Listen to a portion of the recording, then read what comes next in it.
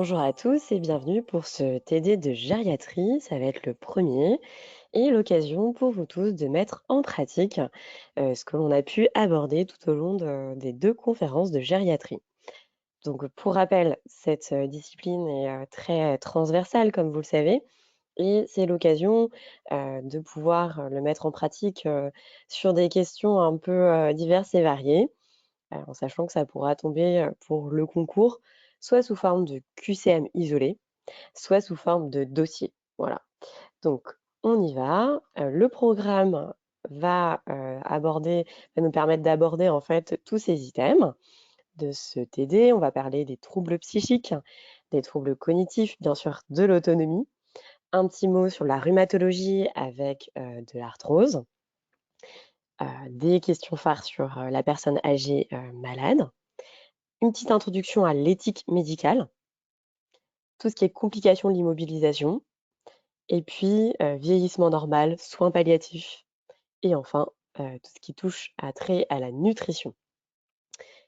Allez-y, pour le premier QCM, quels sont les symptômes spécifiques de la dépression du sujet âgé? Agressivité, confusion, troubles mnésiques, baisse de la libido et douleur. Troubles mnésiques isolés, bien sûr. Je vous laisse un petit temps pour répondre à cette question sur la dépression, l'épisode dépressif caractérisé du sujet âgé. Les trois bonnes réponses, c'est agressivité, confusion et troubles mnésiques isolés. Alors, il est vrai que tous ces symptômes peuvent nous faire penser à la dépression, mais pas forcément spécifiquement du sujet âgé. Alors, ce qu'il faut avoir en tête, c'est que les patients âgés vont pas venir en consultation manifester une réelle souffrance morale avec une humeur triste, aussi typique que chez l'adulte plus jeune. Non, en général, ils vont venir avec surtout des plaintes mnésiques, une somatisation très marquée, des patients qui vont vous dire: «Bah, j'ai des douleurs partout dans les articulations, dans le dos, j'arrive pas bien à dormir, je me sens pas bien, je me sens essoufflé».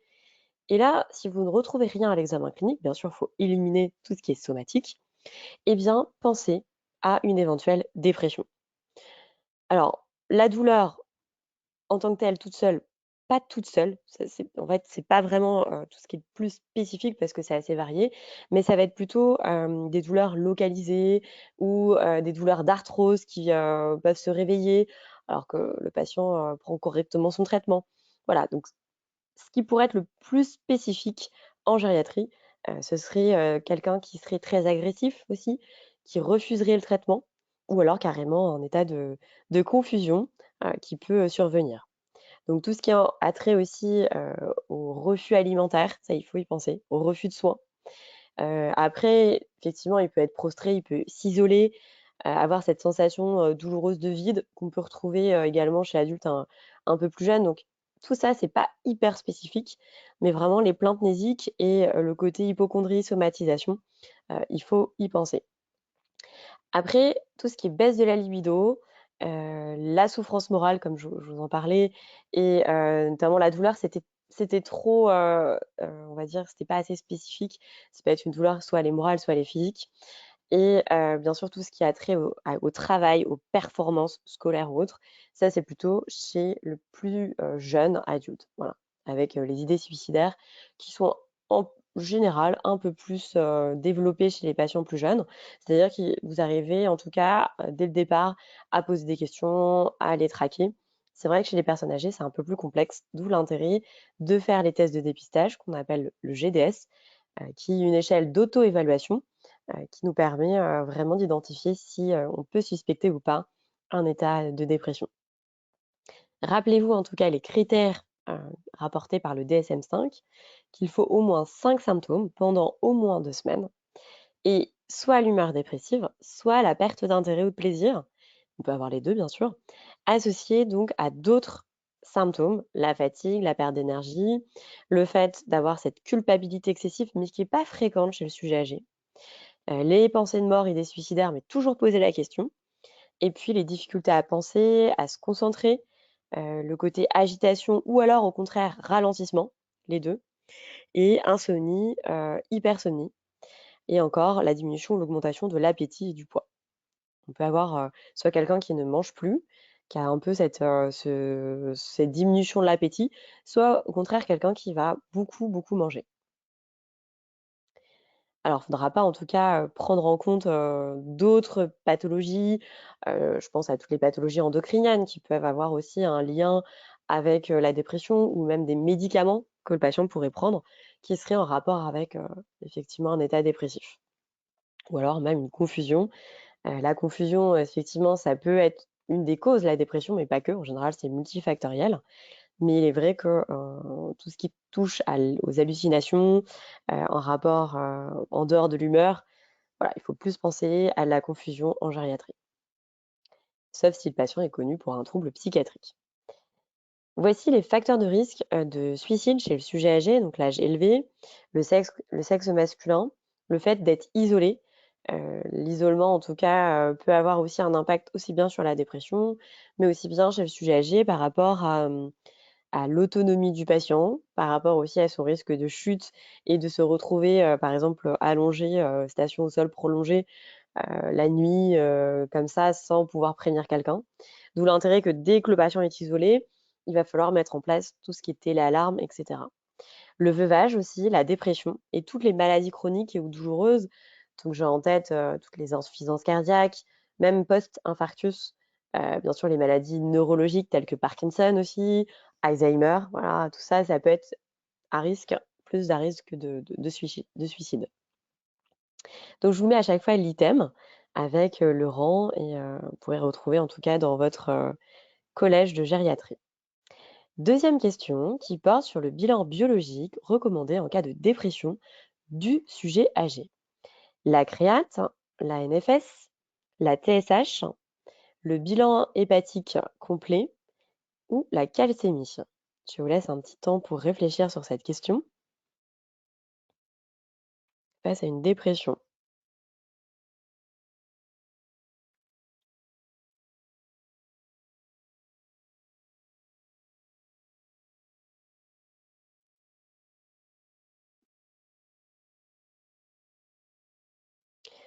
Donc, les bonnes réponses, c'est tous ces examens. La créate, la NFS, la TSH, le bilan hépatique complet et la calcémie.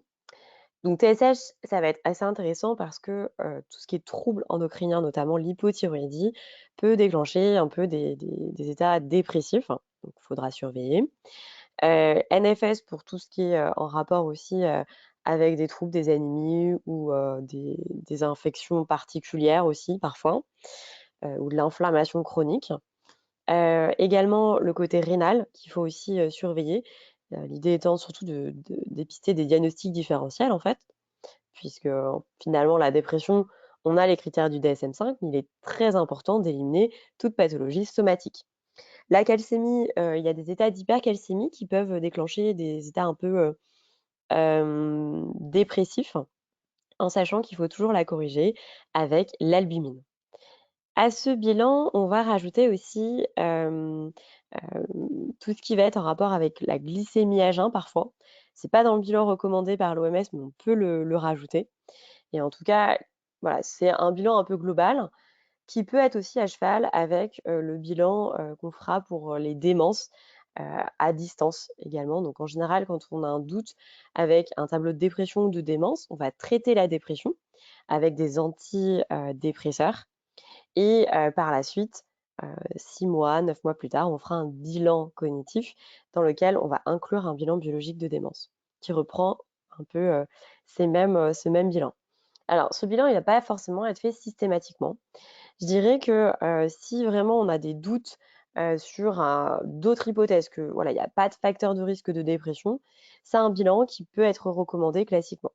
Maintenant, si on a un contexte, si, le patient il nous dit, que, sa femme est décédée récemment, qu'il est rentré en EHPAD et que du coup il est pas très bien, qu'il y a voilà, il y a un substrat, on n'ira pas forcément chercher les pathologies, sous-jacentes, surtout l'examen clinique qui peut nous aider et nous orienter.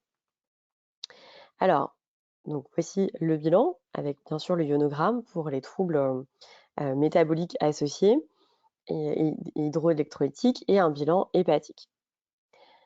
Rappelez-vous, qu'il y a des maladies somatiques qui vont être associées à cette dépression. Ça peut être tout ce qui est maladie neurologique, j'ai commencé à vous parler d'Alzheimer et de Parkinson, mais ça peut être aussi l'AVC. Les maladies cardiovasculaires, infarctus du myocarde et insuffisance cardiaque chronique. Également toutes les maladies endocriniennes, que ce soit un hypercortisolisme ou une hyperthyroïdie ou une hyperpara aussi, il faut y penser. Le DALA également, le déficit androgénique, chez l'homme, lié à l'âge. Et puis, pensez aussi au cancer. J'ai en tête le cancer du pancréas, en fait, qui peut, être un peu, découvert sur un tableau de dépression parce que, s'il est situé, plutôt au niveau, postérieur, il peut entraîner en général un syndrome dépressif associé. Donc après, tous les cancers peuvent aussi être associés à un syndrome dépressif, hein, parce que c'est des pathologies qui sont complexes, mais il faut y penser. Puis toutes les douleurs chroniques qui vont générer de l'anxiété, au tout départ et puis qui peuvent se finir aussi en syndrome dépressif réel. Et un petit mot sur la iatrogénie avec les corticoïdes qui peuvent donner des troubles de l'humeur, également les bêta-bloquants ou encore des neuroleptiques, surtout les neuroleptiques atypiques. Alors le retentissement fonctionnel d'une dépression s'évalue sur l'autonomie, c'est-à-dire les activités de la vie courante, avec l'échelle que vous pouvez utiliser ADL. L'isolement aussi, attention, hein, on se rappelle que c'est un facteur de risque de suicide.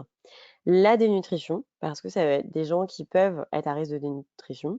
Même s'il y a une augmentation de l'appétit, ça se trouve, c'est pas forcément, sur des aliments, nécessaires. Ça peut être des gens qui commencent à manger beaucoup de sucre, beaucoup de gâteaux, le côté dépressif, c'est pas de la vraie boulimie, mais on va un peu plus manger, des choses sucrées, grasses, mais on peut derrière quand même avoir de la dénutrition.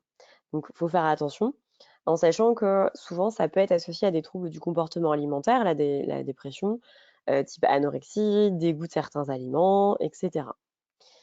Et les hospitalisations qui vont être beaucoup plus fréquentes. Alors justement, en parlant d'hospitalisation, quand est-ce que c'est intéressant, d'hospitaliser le patient qui serait âgé, qui serait dépressif? On ne va pas tous les hospitaliser. On ne fait pas, pour tous les patients un bilan comme j'ai indiqué dans le QCM. Mais en tout cas, dès que le patient il va verbaliser des idées suicidaires, oui.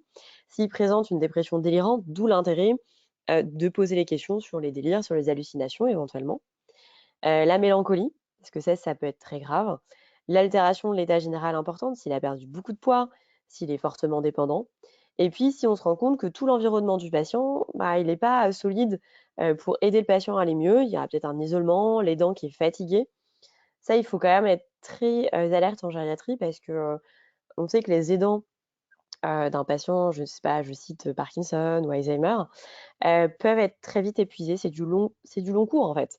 Et donc pensez-y que parfois, voilà, si ils n'y arrivent pas, faut ne pas hésiter à proposer ce relais d'hospitalisation, faire le point, voir si le traitement ou doit être mis en place, qu'est-ce qu'on doit faire et cetera.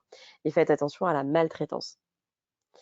Donc cette petite plaquette HS vous reprend, resitue un peu la place de chaque, thérapeutique en sachant qu'on va pas se